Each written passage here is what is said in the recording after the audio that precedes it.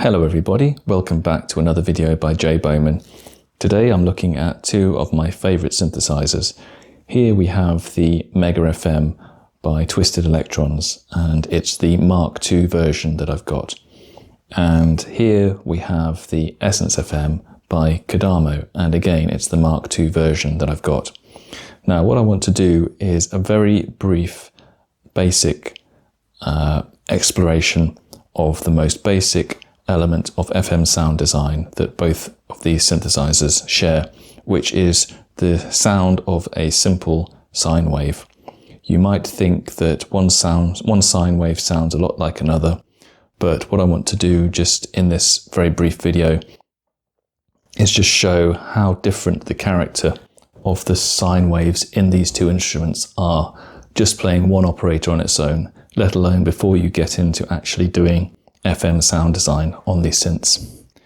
So I'm not going to do a detailed comparison between the two synths. That would take a very long video. It would be an interesting exercise, but what I'm going to do now is just show you first of all some of the features of the MegaFM sine wave, and then in the second part of the video I'm going to do the equivalent exercise for the EssenceFM, and then at the end I might play both of them together so you can directly compare one against the other.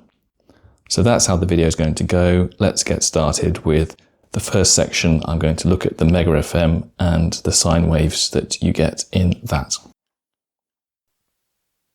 So here we have the MegaFM, and what I'm going to do now is show you the character of the sine wave of the MegaFM. So we're in an algorithm here which just has every operator, all four operators, as carriers, not modulators. So if I turn down the level of all three operators other than operator 4, and I increase the sustain, then I will play the sine wave so you can hear the tonality of how it sounds.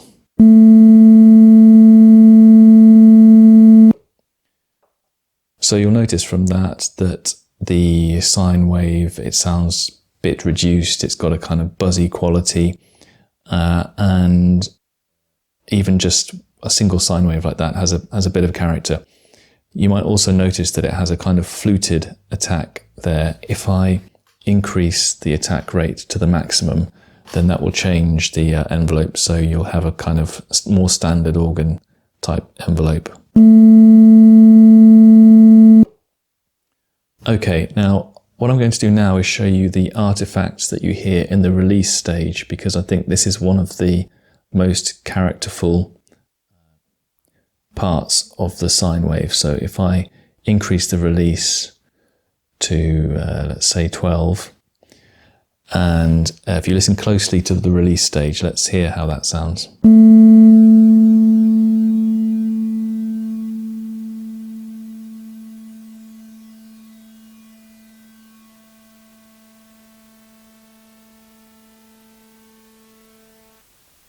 So you can hear a kind of music that the synth plays as the note is fading out, and that's again a very characterful, almost soulful part of this synth. So that was the release stage. Let's look at the attack stage. So if I increase or if I turn this fader up, which is actually decreasing the attack rate, let's hear how it sounds in the attack stage.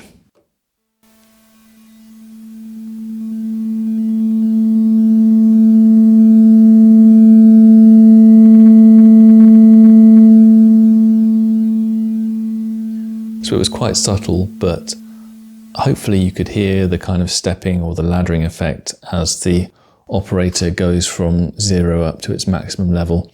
And again, that kind of bit reduced or low resolution envelopes adds to the character of the synth. So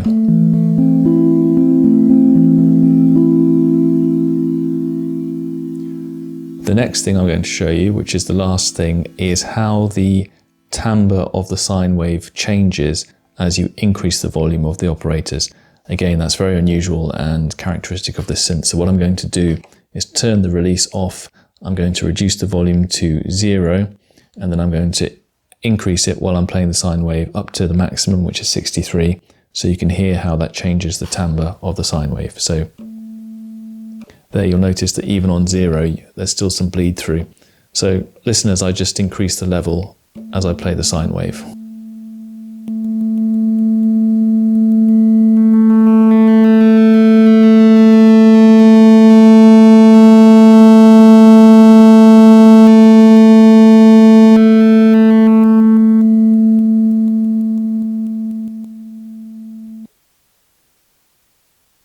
So there you can see that as you approach the maximum level, you are no longer dealing with a pure sine wave as much as the MegaFM sine wave ever is pure. Instead, it's like a distorted or flattened sine wave.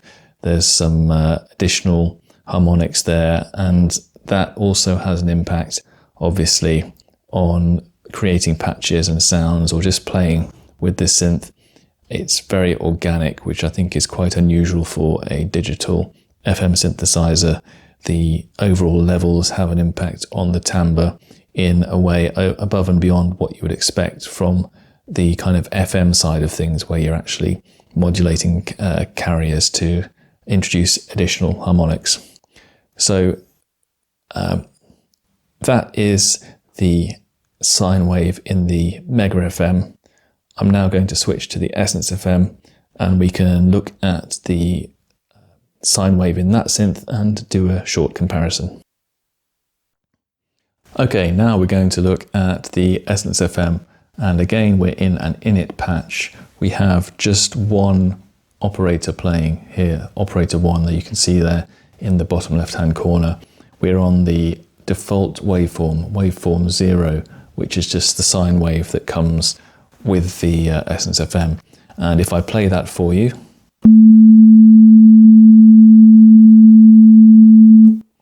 you can hear that that's a very clean, modern sounding sine wave. There's no noise or digital artifacts that you can hear, and that is the kind of default basis that you have for using this synth for FM synthesis.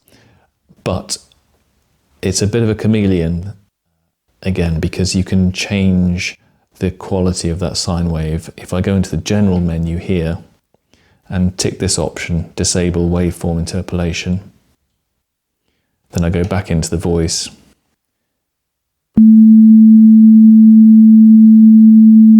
Now when I play the sine wave, you can hear there's a bit of a bit reduced quality to it. You can hear a bit of buzziness on the top of the sine wave, and that's more obvious if I play in a lower register. So what I'm going to do is play an octave lower, and it should be more obvious there.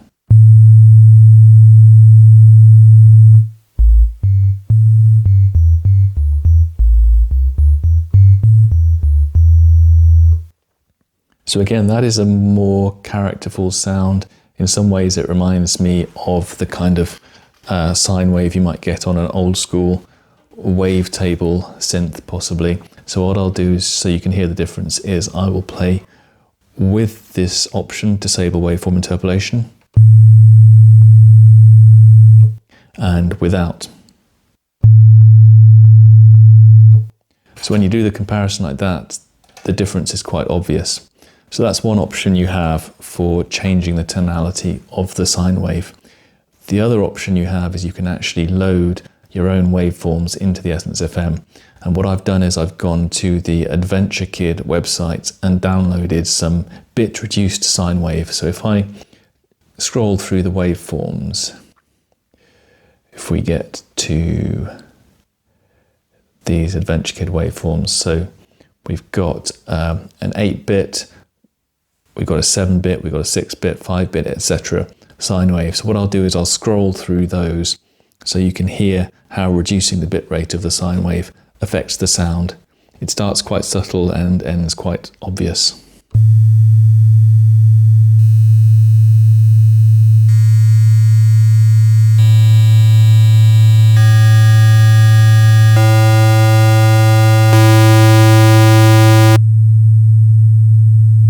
So we've gone back to normal sine wave, and let's do it the other way.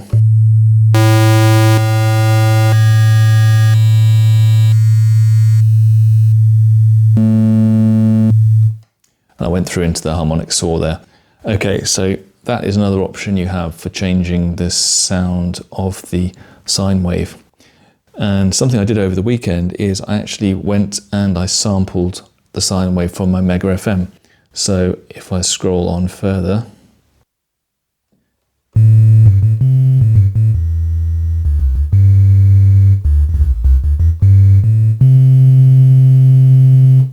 so now I have the sound of the MegaFM sine wave in my EssenceFM.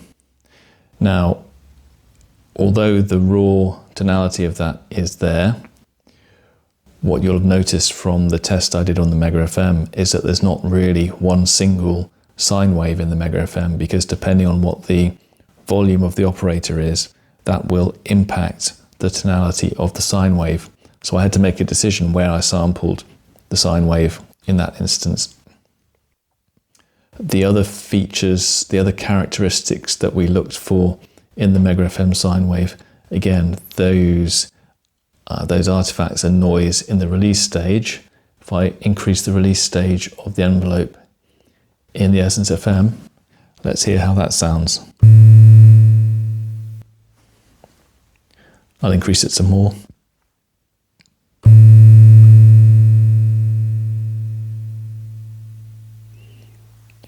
So it doesn't have that organic kind of soulful character that the MegaFM sine wave has in its release stage. Again, I'll look at the attack stage and see how that sounds. If I increase the attack there, I'll increase it more than that.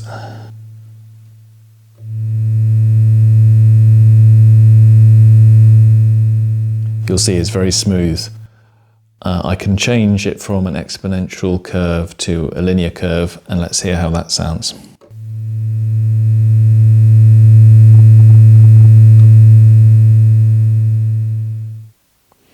So again, these envelopes are relatively high resolution, so you're not going to get that kind of old school ticking or clicking sound that you get on the MegaFM waveforms.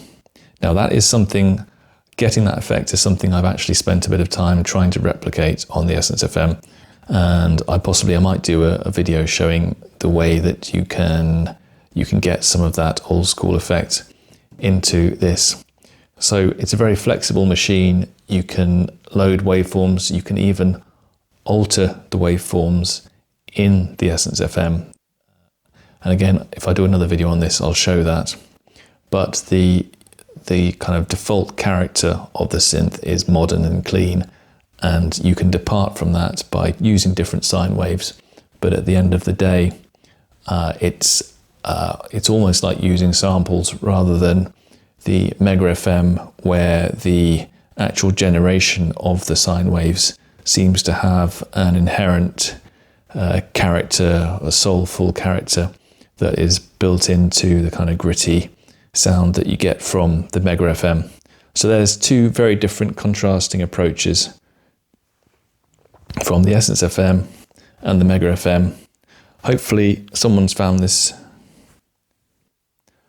Hopefully this video has been of interest to someone. It's a very brief look at a single feature of these two synths. If I have more time, then maybe I'll do a more detailed comparison, but I wouldn't say I prefer one over the other. They have different uses, they have different strengths and qualities, and hopefully that just gives you a brief insight into one of the fundamental differences between the two of them. If you made it this far, thank you very much for watching. Please give me a like and a subscribe, and I will catch you on the next video. Goodbye.